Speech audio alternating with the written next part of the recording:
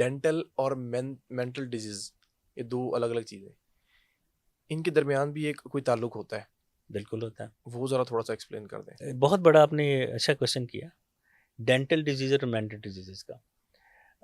जो भी बंदा या पेशेंट डिप्रेशन हम्म, में होगा या एंजाइटी में होगा, वो मुख्तलिफ हरकत करेगा। कई लोग नेल बाइटिंग करते हैं, कोई बिल्कुल लोग करते दांत हैं। पीसते हैं आपस में। जो नेल बाइटिंग करते हैं वो यहाँ पे मौजूद सारे जरासीम मुंह में लेके जा रहे हैं। उससे दांतों पे भी वर्टिकल क्रैक्स बन सकते हैं, क्योंकि नेल काफ़ी सख्त होता है। जो नेल बिल्कुल। कटर से काटना, वो दांत से जब काटेंगे तो दांत को नुकसान पहुंच सकता है। तो एंजाइटी डिप्रेशन में जो बच्चे या बड़े इवन नेल बाइटिंग करते हैं, वो भी दांतों हम्म, को नुकसान पहुंच सकता है। उसके अलावा जब भी एंजाइटी या डिप्रेशन होता है, उसमें अक्सर लोगों को ज़्यादा और बार-बार खाने की आदत होती है, बार बार खाने की आदत ठीक होती है? है, बार-बार ज़्यादा जाएँगे, भूख लगती मीठा है। खाएँगे, दूसरा कुछ खाएँगे और ज़ाहिर-सी बात है वो हर खाने के दाँत ब्रश तो नहीं करेंगे। जब वो बिल्कुल दाँत ऐसे ही है। ब्रश नहीं करेंगे, तो उनके दाँत वही जो मैंने प्रोग्राम के शुरू में बताया था, उनके एसिड्स बनेंगे, दाँतों में कैविटी बनेगी, कीड़ा हम्म, लगेगा, मसूड़े खराब होंगे। ऐसे ही है। और अगर एक और बीमारी है जिसे हम ब्रक्सिज़म या नाइट गार्डनिंग कहते हैं। जो डिप्रेशन, एंग्ज़ायटी के लोग जब सोते हैं या जागते हुए भी काम कर रहे हैं, तो दाँतों को भींचे रखते हैं, सख्ती से मुँह बंद करते यूँ।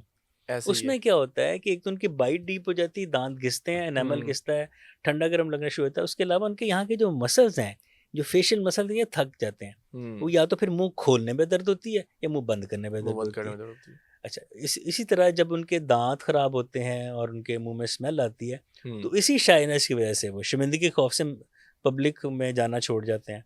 सोशली इंट्रोवर्ट हो जाते हैं इंट्रोवर्ट, कि मैं जाऊँगा तो जी मेरे मुँह फेस से नहीं बदबू करते आएगी, किसी को। मेरे दाँत पीले हैं, गंदे हैं। तो हम्म, ये मेंटल डिजीज़ेज़ और डेंटल डिजीज़ का बड़ा बड़ा एक आपस में रिलेशन है। तो कोशिश करें कि आप अपने दाँतों को सही रखें, ताकि हम्म, आप एटलीस्ट जो सोशल एंग्ज़ायटी उससे बच सकें आप।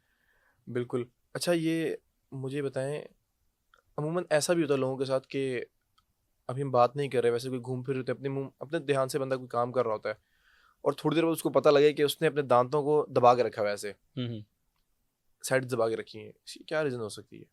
अगेन वही, जो ये बहुत भी। सोचते हैं, जो बहुत सा सोचते हैं, कर नहीं पाते हैं, तो फिर दाँत उनका भिज जाता है, या गुस्से के जो तेज़ होते हैं लोग, हाँ। ठीक है? मैं आपको बताऊँ, मैं पेशेंट को जब बताता हूँ कि आप गुस्से के तेज़ तो नहीं है, वो हम्म, हैरान होता है, आपको कैसे पता चला? मैं उनको देखता हूँ, उनके दाँतों पे निशान घिसे पड़े होते हैं।